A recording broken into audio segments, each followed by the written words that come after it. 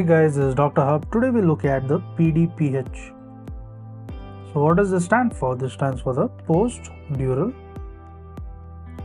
puncture headache. So what are the components of this? So PDPH, that it may follow a lumbar puncture. So we need to know it may follows the lumbar puncture and the spinal anesthesia. Then also the wet epidural tap.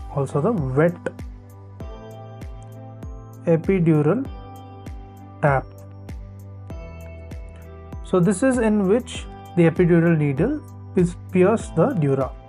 So in which the epidural needle it pierces the dura. So next is the onset. The onset is 12 to 72 hours and it lasts for about 1 to 2 weeks.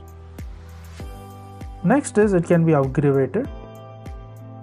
It is aggravated by sitting. And relieved. It is relieved on lying down.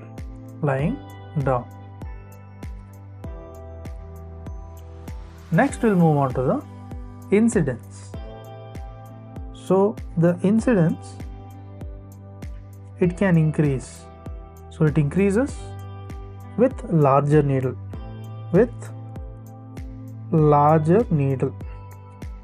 As well as in case of young age and females, also in terms of pregnancy.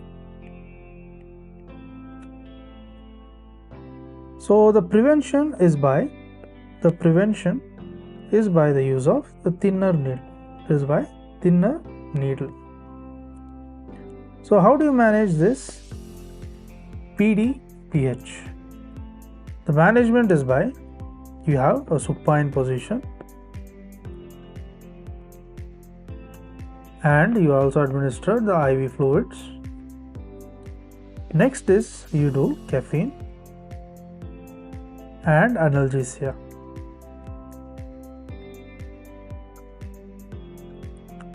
Next is the epidural blood patch. So this was all about the PDPH, that is a post-dural puncture headache.